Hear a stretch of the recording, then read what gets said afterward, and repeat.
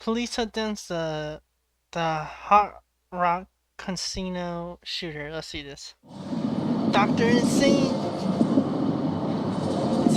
bro. Dr. Insanity, bro. It's one of the best. This I'm gonna say he is. I'm gonna subscribe because I haven't subscribed to him, but he has actually the best videos. I watch his videos. is Edgar Delgado, and just seconds ago, he fatally shot an innocent man.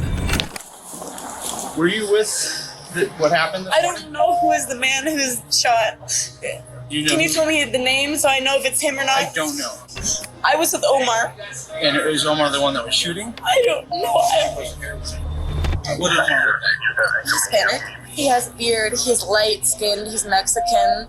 What was he wearing last night? Color shirt. I don't know the shirt, but he's wearing a hat.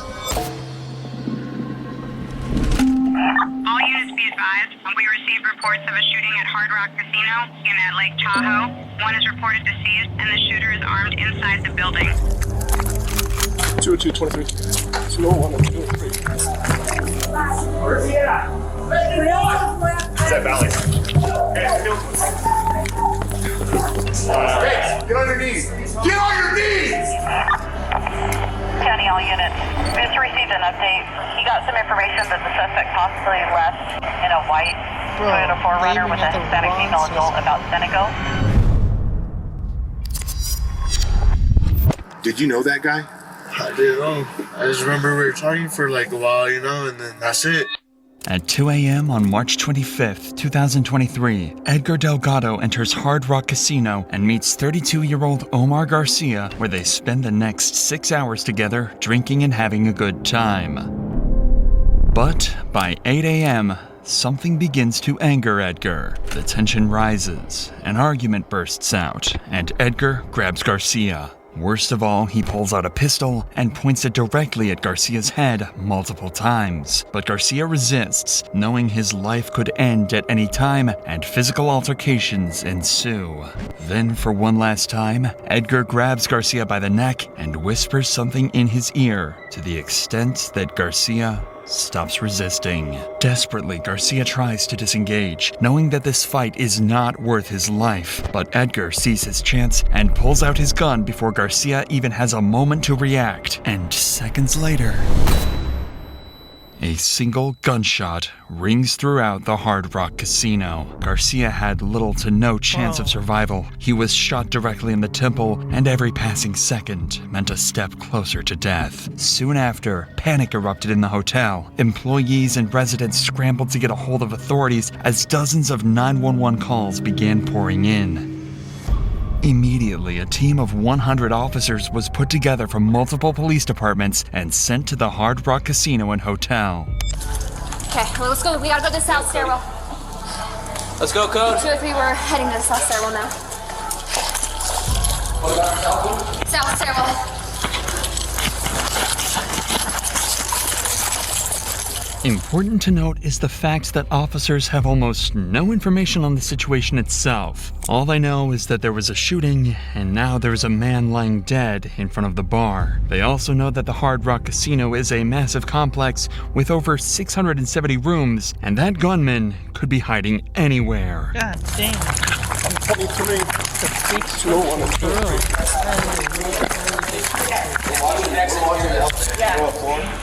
Hey, Matt, Keenan. Brian's gonna take us second floor because the stairwell's on the outside. Brian's taking us right here, second floor. We'll hit our stairwells up. Where's the floors? Hey. Oh, where are we going? Brian!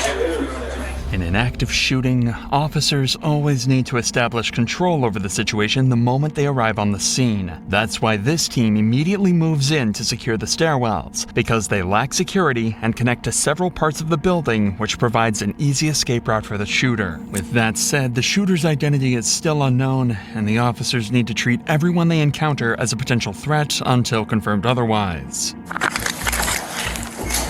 So Where's your room?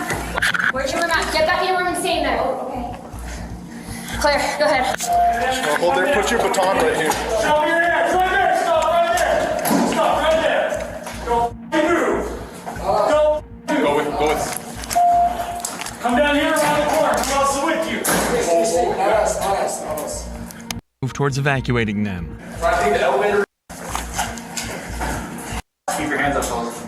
All the way down. All the way down. Keep going all the way down. Somebody. You're good. Go. Take a deep breath. Wear hands on every floor, so call out something. While this team is clearing this part of the stairwells, another team on the casino floor works on securing the crime scene and providing life-saving assistance to the victim. We're good. No, I ended up with the victim. You guys had fun. Apparently, yeah, where the victim was. Yeah. You got one here, one on this column right here that you won't see, and then you can Although emergency services were quick to respond and Garcia was transported out quickly, it was far too late to save him. He was pronounced dead within minutes. Worst of all, the killer was still on the loose, and every second wasted meant that officers were further away from catching him and more innocent lives were in danger. That is why the team on the casino floor immediately starts gathering witness statements to try and figure out exactly what happened. The first was someone who was able to get a closer look at the crime scene immediately after Garcia was shot. Was that the only shell casing you found that was spent? No, the spent one's right here next to this. Here, hold on, look like that's it. That's the only spent one you saw? Yeah, so the word was that they were struggling. Yeah. I was just holding the arm down, and then I guess got sprayed in. One shot. So one shot. That's why I think the guy's still alive. Where was he hit? In the stomach? Oh, it was in the head. Yeah, that's brain matter. Oh, you're right. Yeah. The next witness was a girl that Omar... There's brain... He's done, dude. He's done. It's completely done, dude. He's got brain matter on that shit, dude. Oh, fuck no. He's completely fucked. How the fuck did that happen? was on a date with just hours before the murder. Hello. Were you with what happened? I don't know who is the man who's shot. You know Can you tell me the name so I know if it's him or not? I don't know. Okay, I was with Omar. And is Omar the one that was shooting? I don't know. What happened? What happened was I came in here after my work with a man named Omar as a date. What did Omar look like? Hispanic, handsome. Did he have a beard?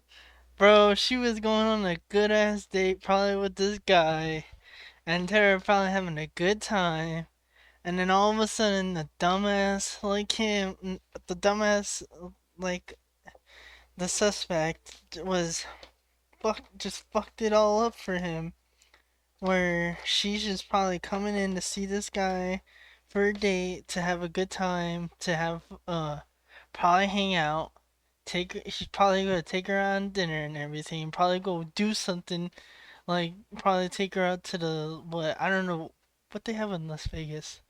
Probably gamble, maybe do that. Maybe bowling. Maybe what else do they? Do they have Top Golf over there? Maybe they did that. What's that? I just met him last week.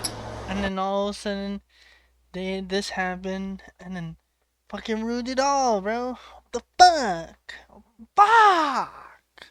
So you Or don't 2 know if he weeks has a ago. beard? I just met him, but I know he's like close contact with a lot of people in town. Okay. I know that he's very important in town as a person. Okay. You know what I mean? Like Just everyone as loves a him. description though, does he have a beard? He has a beard. He's light skinned. He's Mexican. What was he wearing last night? What color shirt? I don't know the shirt, but he's wearing a hat. A backwards hat or black baseball hat. Okay. Even though this girl was praying that it wasn't who she thought, she does not know yet that it was in fact Omar who was shot and has even passed away. Although tragic, officers cannot spend any time on grievances. They have no clue what the killer looks like, what his escape... She was about to go have another date with this guy again, because they had a good time the other night, and all of a sudden, bro, just got ruined, dude. Just got ruined. That's what doesn't make sense, dude. These people are dumb sometimes. plan is, and who he could possibly Not him, but the other guy. This guy. harm next. This is where they begin executing the last step of their response. Like, if you're arguing over something so stupid, because you're drinking, it doesn't have to be all that for that, dude. chasing the shooter down, which begins with multiple SWAT teams initiating a wide search of the entire building, checking every hall and every corner.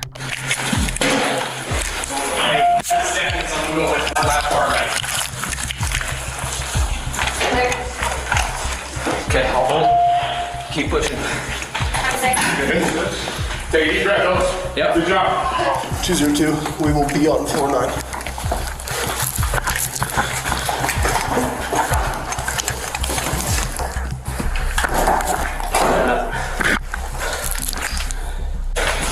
Hey, push your hands. Show me your hands. I'm the one who called you guys. Show me your hands. I've been crying. Show me your hands. I've been crying. Turn around. Hispanic guy, beard, gray shirt. They're right there. Down here. Down They here. got him. Down here. I called him. Down here. Call me 911. Both of you step over here. Okay. Step behind us. Yes, yes, Oh sir. my God, you guys. Yes, sir. Can you believe it happened? I was down there playing when it happened. I ran in the bar and I saw the guy on the floor. Okay. Oh my God. Thanks. Hey, listen to me. Hey, both of you. He's Bro, in they're scared out of their fuck. They're scared shitless, dude. They're fucking scared shitless, bro. I feel it, but he is scared shitless, dude. Holy, he did. He's like, oh my god, oh my fucking god, oh my fucking god. I don't want to die. Bro, you're good. They're making sure. Damn. hotel somewhere. One at a I know time. that's why we stayed. Okay, you guys need to get into the stairwell. Okay, Let's stay. Dude's just peeking. Sheriff's office, come out now! Who's your hands? Come out. We Okay. thought it was our kids. Our kids are in a couple rooms Okay, down. That's listen to why me. You we're guys need to stay in this room.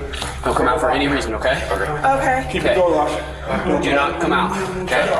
There's an active shooter right CCTV footage, and it is difficult for them to find out who exactly the man is, let alone where he went. But getting their hands on this footage should only be a question of time. The security of casinos are often incredibly high, designed to quickly de-escalate dangerous situations like this, as we will come to see later in this video. The reason for this is part because of a shooting that happened back in Las Vegas in 2017. Due to the failure of that casino hotel's security, they were forced to pay out over $800 million to the victims of the shooting, ensuring that security would be increased on all casino hotels, much like this one. Actually, it's very common for hotels, casinos, or other companies to be forced to pay out settlements like this. That's why I partnered with Morgan & Morgan, the company of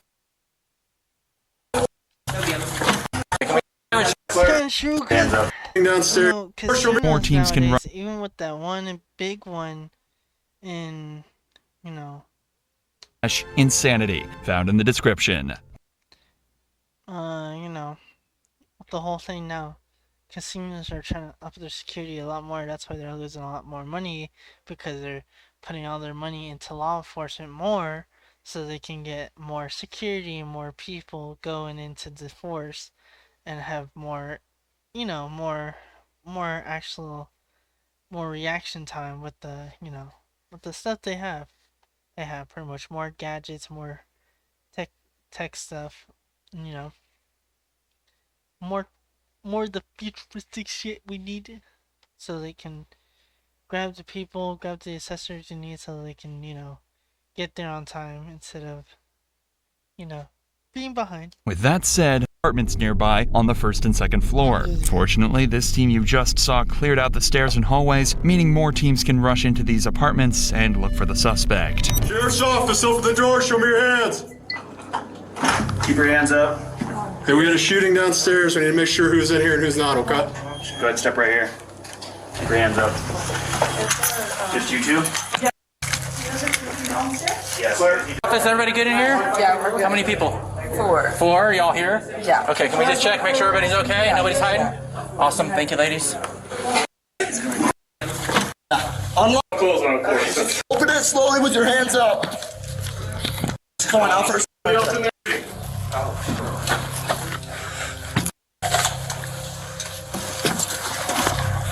Am I okay to check out? Just go in the room and hang tight. Although the Fourth Amendment bars officers from warrantless searches under most circumstances, this scenario is an exception, as it is classified as an exigent circumstance. Exigent circumstances exist in situations where people are in imminent danger, where evidence faces imminent destruction, or prior to a suspect's imminent escape, much like in this active shooting. But even with this privilege, officers need to pick up their pace, because only 2 of the 5 apartments on this floor have been searched, and the killer could be in any one of them. Sheriff's office. Open the door. Can you see your hands? Anyone else in there with you? No, just you?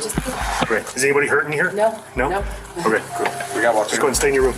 Walk there. Oh, here. Hold on. We just gotta make sure there's we just gotta make sure. Nobody hurting here.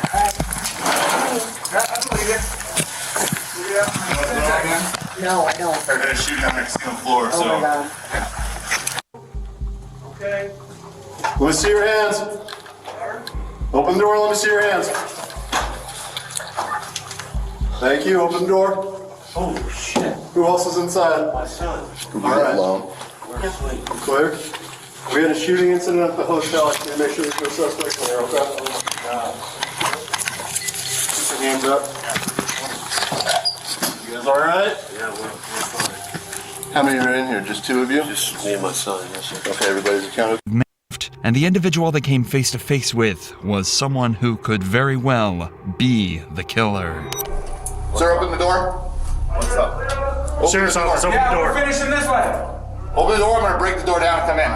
Okay? We have a shooting, we're checking for people, so please open the door. There's me and my son's in the shower right now. Okay, open the door. You're not going in the shower. Search in and make sure. Like, Doors, I can talk to you here. everyone's okay. I need you to open the door. Going in there when he's naked in the shower. You have Floor, so we don't room guests. To cooperate, things worse, he mentions the presence of someone else in the apartment. This is why officers have to be incredibly careful in dealing with this situation, because for all they know, behind this door could be someone ready to shoot at them. I'll wait. If you want me to wait, there's a gun. Yeah, in case there's another guy in the room with one. Please put the gun down. It's down, sir. Okay? Yes, sir. I do have ID. I don't know who else is here. Nobody. Yes, you do. Safe for officer and need to interview both him and his son. And you're the only 2 that are maybe stop awakening. We're asking people to call down. Any threats are deterred from being able to harm individuals. For now, though, this man showed no proof of being affiliated with the shooting, so officers decide to move on. But even with the 5 apartments searched, there was no sign of the killer. The only option officers had left was to begin searching even more rooms on the higher floors, but this would cost them precious time that they did not have. This is why they turned to the hotel's CCTV footage in hopes of getting a lead on who the man is and, most importantly, where he ran off to. I'm gonna go upstairs. I'm taking her upstairs to look at the camera. Fortunately, this proves to be a big breakthrough in the case, as officers soon find footage of the man running off from the crime scene. Officers had finally had an image of what the suspect looked like, and it was soon sent to every single team in the hotel. And not even minutes later, officers get a lead, a man in the lobby who matches the image exactly. Hey, come here! Hey, hands up! Put your hands up! Get on your knees! Get on your knees! Down! Get on your knees! You two, get the out of the way! You, out! Up against the wall! Up against the wall! Up against the wall! Turn around against the wall! You got him? Hey. Where are you coming from? Yeah, you this.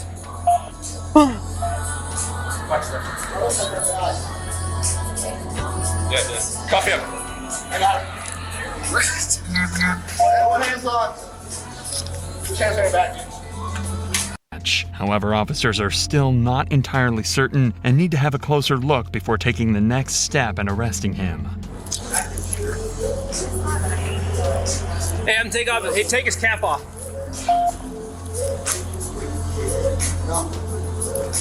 Why are you taking him? Do you have any tattoos, buddy? Yeah. Where are your tattoos at? Behind my arm, my thigh. Take off, hey, take off his, screw his jacket down. Should check his tattoos, right? Check out the side.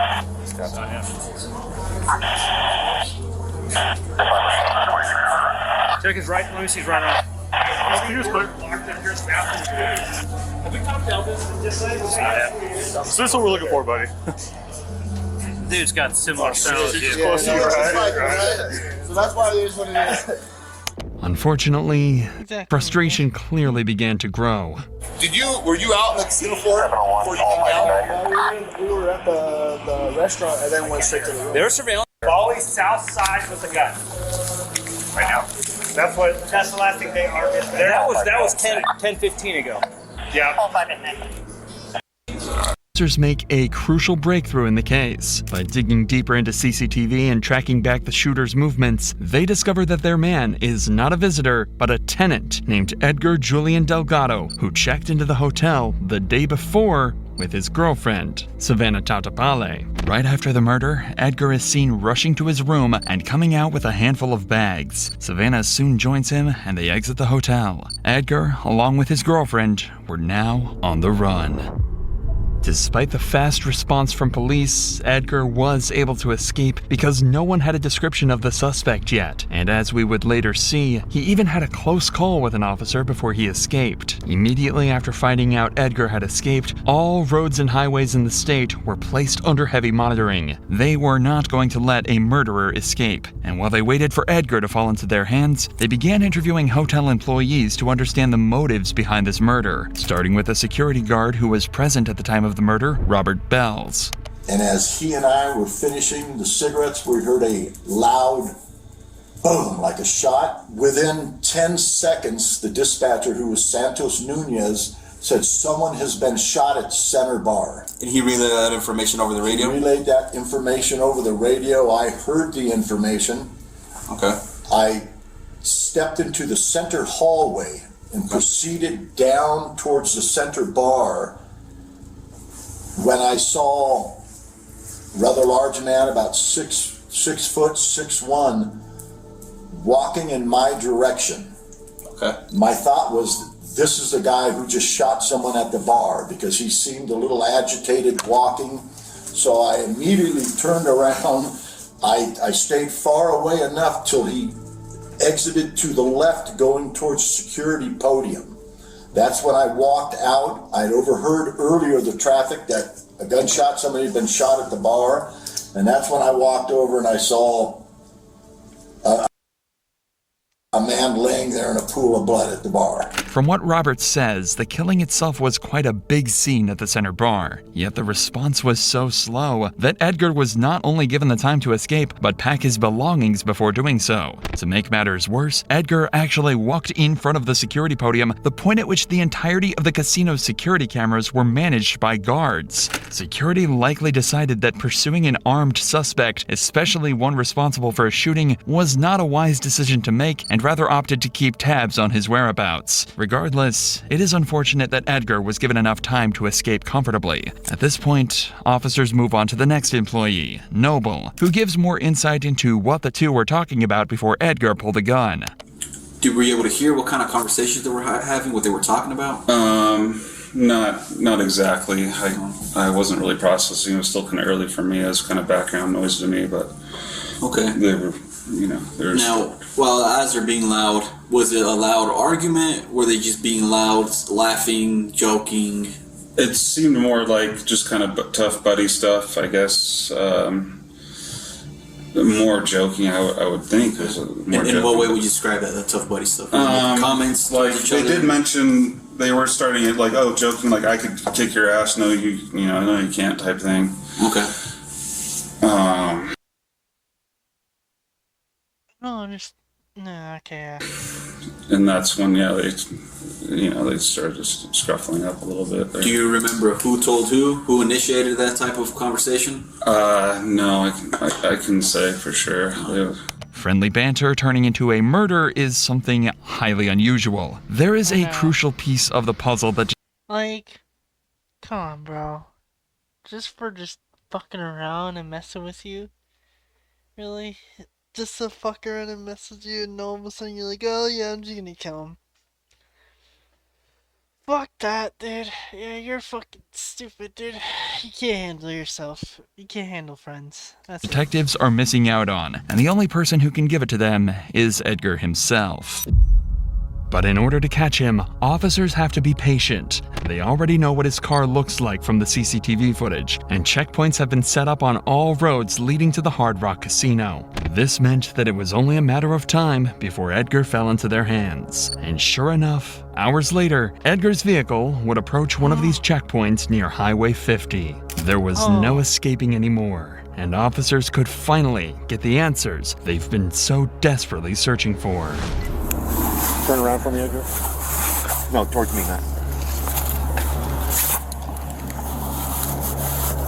Edgar, my name is Steve Schultz. Yep. It's nice to meet you. What's your last name, Edgar? Delgado Gallardo. Delgado? Gallardo. Gallardo? Gallardo is my maiden name, so I don't go by it too much. So you go by Edgar? Delgado. Delgado. Yeah. Got it. Edgar, I'm going to want to talk to you back here in the town of Southlake. Okay? That's fine. So the sheriff's department here in California is going to bring you back so that we might be able to talk to you.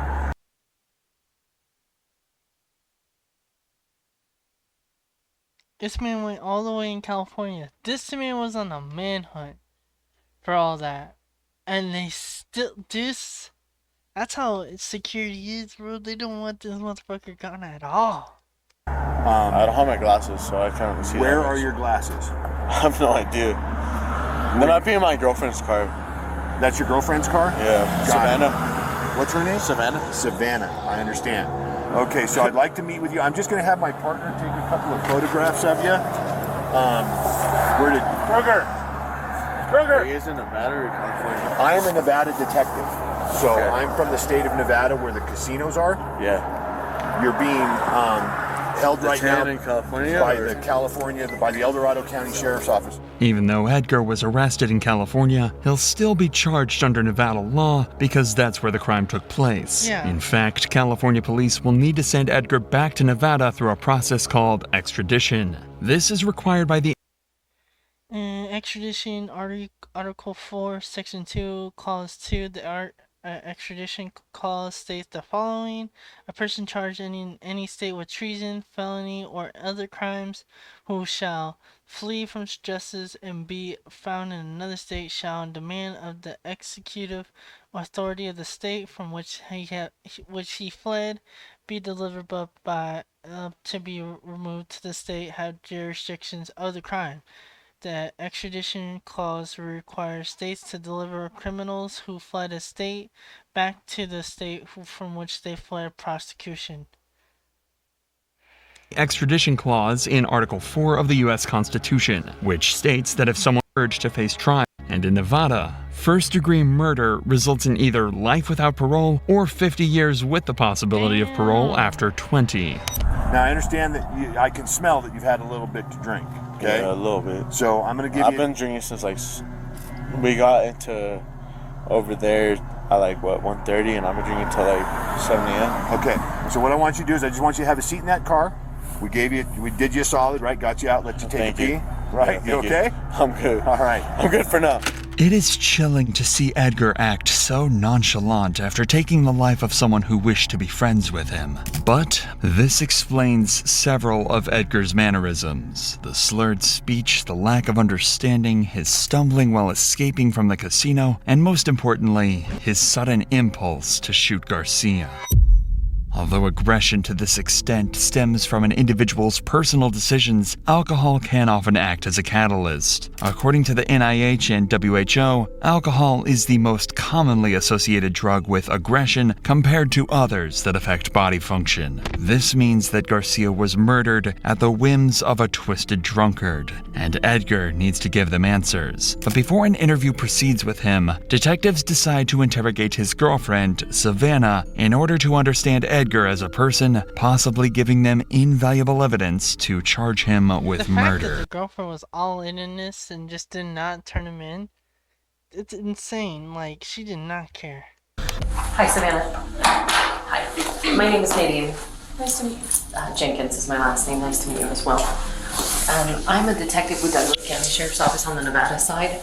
I would like to talk to you about what happened over at the Hard Rock that kind of led up to you being contacted by El Dorado County Sheriff's Office. From the time that you arrived in Tahoe until the time you left Tahoe, and tell me everything that happened from the beginning to the middle to the end in as much detail as you can. So when we got here, we went straight to the Hard Rock. We parked in the front. We walked in, checked in, moved. After we checked in, we went and we parked in the parking garage, and then we went to our hotel. We went up to the hotel room, and then we went down to the casino area, and we had a few drinks, and then I was not feeling well, so we went back up to the room, and I was puking, and then he left. He said he was going to be back in 30 minutes, and then I fell asleep on the bathroom floor. Okay. And then I woke up to him calling me saying, let's go, we need to leave. And I kept asking him what happened, and he just kept saying, let's go. I was getting frustrated. I was like, why? I'm hungover, I want to sleep, what's going on? And he just kept saying over and over, let's go, let's go, let's go. And I assumed that he had been gambling and he lost money and he was mad.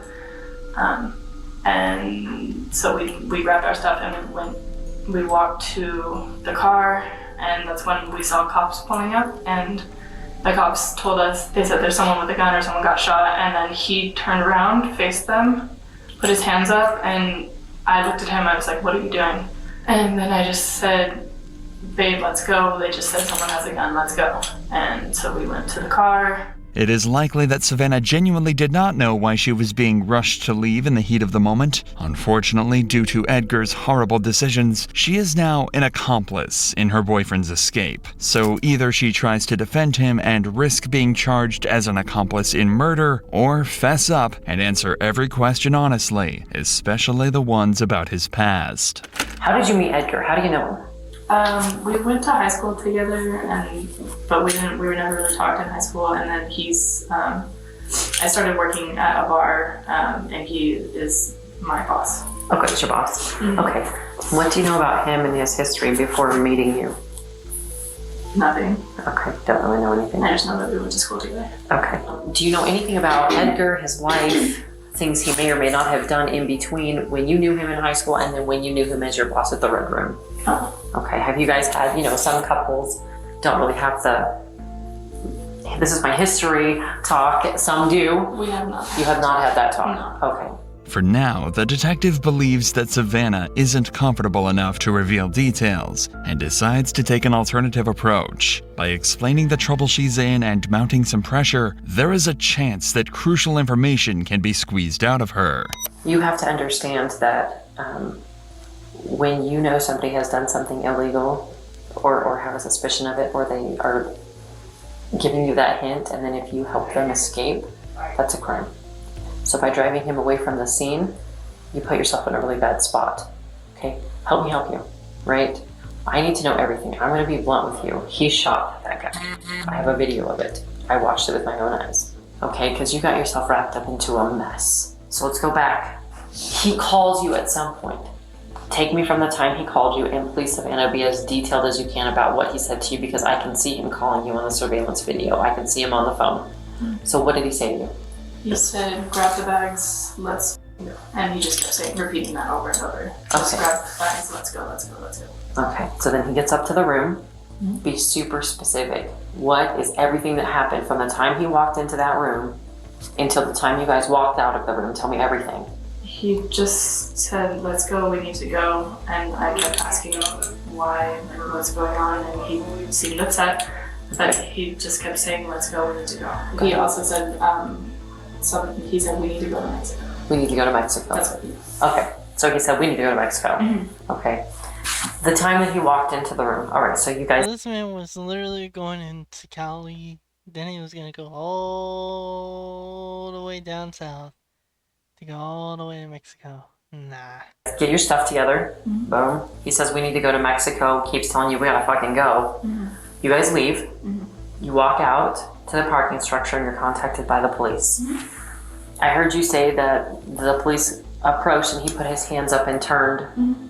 And you started to tell me what he said to you, and then you stopped. Because I don't really remember exactly what he said. I don't need verbatim. Give me the gist of what it was that he said to you. I really don't. I had just woken up. Everything was a blur. Okay. I genuinely Don't remember. Okay. So I'm picturing it in my head because I wasn't there, but I don't want to get it wrong. So when you say, like, can you give me a demonstration of what he did when the police approached? Like, what did he do body language wise? What did he do? Well, I'm pretty sure he dropped his hat on the ground and he just like put his hands up. What does his backpack look like? I think it's a Jordan backpack. It's black. The only other things in the car were my bag, which is green, and he had another black duffel bag. Yeah, I think she was just part of it because she just doesn't know what the hell happened and she just got rushed out. That's it. For real. That's it. The bag that Savannah mentions contains several of Edgar's items, including the weapon he used to kill Garcia. Can you see the black? Okay, barrels towards me. Barrels. And then it looks like the mag and the gun are separate. Slide is open. Okay. And there's a magazine with it. Okay. So let's watch for trace evidence or anything on the barrel or anything like that. Hold on, I'll do it. It's a 26. So it's a Glock 26? Yep. This information is what the detective uses to not only make sure that Savannah is telling the truth, but to find out whether this murder was premeditated or not. Do you know Edgar to carry a firearm on a regular basis? Did you know he was carrying a firearm? I knew that he had it with him. Okay. I didn't know that he had it when we were like in the casino. Okay, so you were not aware of that. No. Does he generally carry it on his person when you guys go out? No. I guess I'm trying to wrap my mind around, sometimes people, like, for me, for instance, law enforcement, I carry it everywhere I go, nature of the job, right? Some people only carry it sometimes if they feel like there might be a problem or they feel threatened or it's a bad environment or something like that. And other people carry it all the time just in case, right? I know for a fact he doesn't have it on him all the time. Okay, so he doesn't have it on him all the time. Do you have any idea what would have prompted him to carry it today? No. When he came back to the room, did you see the gun? True. Why did he? If he doesn't carry it all the time, then why does he carry it this one time? Did he feel like he wanted to go to jail today or something? I don't know. Like, what did he feel like he was gonna do with it? In his possession? No. I saw it when we were leaving the hotel room about to go to the car. And where did you see it at? I think he put it in his, like, box. I don't know if it's like a gun case or what it is. Okay. So, I'm sorry, say that for me one more time. You saw it when you were leaving the room? And from the room to the car. Okay, so he stopped and he put it in a box of some sort? I think it's his gun case. Under normal circumstances, it would not have been odd for Edgar to carry a weapon. This is because he worked as a security guard in Santa Cruz, and due to the nature of his job, one would expect him to be safety-oriented. If this were the case, detectives likely would not think that the murder was premeditated. However, the reality was that carrying a weapon was unlike him, as his girlfriend testifies. If anything, this has dug an even deeper grave for Edgar, since there are grounds to charge him with first-degree murder. But Edgar somehow makes this situation even worse for himself with the interview he gives one of the officers who arrests him. This would also be where we finally see Edgar's mental state during and after the murder. It's important for you to be able to tell your side of the story about what happened back there, and I want to listen to it. And I didn't necessarily want to do it here in the back of a police car, but since you mentioned that you have a gun and that it's in the car, I think it's important that we have the conversation. So but none of that is like, why don't you hold accountable to me because you didn't tell me that before, But all I gotta tell you is like, why don't you tell me your side of this? How did this happen? In the long run, and she knows too, like, she's been wanting to do it for a while. She's been wanting to become like a police officer, Okay. So we're okay talking? Yes? Why is she trying to do something? What is he trying to do? What is he trying to do? You're willing to talk throw her under the bus? to me? A little bit. Okay, a little bit. And like I said, anytime you want, Edgar. If I don't want to talk to you, that's it. You can say anytime during this conversation. You can say, "Hey, Steve." Like I've had I'd rather family not talk. members that are gang members, you know, and like I know the way it is. I get it in the streets. So I understand that you've had a life, right? I get that, and it's important for you to get your side of this out, what happened, why it happened, and I'm willing to listen to that. Immediately, the detective sets up a safe space for Edgar to talk. Considering the facts that he is drunk, these sort of questioning tactics have an instant effect on him as he begins to open up. Did you know that guy? I didn't know. You didn't know him? What happened? I just remember we were talking for like a while, you know, and then like that's it. Like I just remember we met up. He was like, "Oh, like I'll teach you how to like fucking snowboard. I'll teach you how to skate." I'm like, I know the way she is too, you know. Like I was like, "Oh, like yeah, that's fine," you know. Did he do something that made you shoot him? I don't know. I can't agree to that. I can't dispute that. I just know that one thing led to our next, and we were just trying to get out of that parking lot real quick. And I realized she was asleep the whole night. She was asleep throughout the whole night. And I wish I was asleep that night too. Are you an armed security guard when you're a bouncer or no? No? So why did you have a gun on you today? You don't know? I appreciate you taking the time to talk with me, and I think it's important that you just get it out. Tell me the whole thing about what happened, what was said, why it happened. Slowly but surely, Edgar begins to crack. The tears begin to flow, and his consciousness starts to catch up to his actions. This seems like, from what you've described, it was kind of a spur-of-the-moment thing. Something happened. I'd like to know what. I wish I did.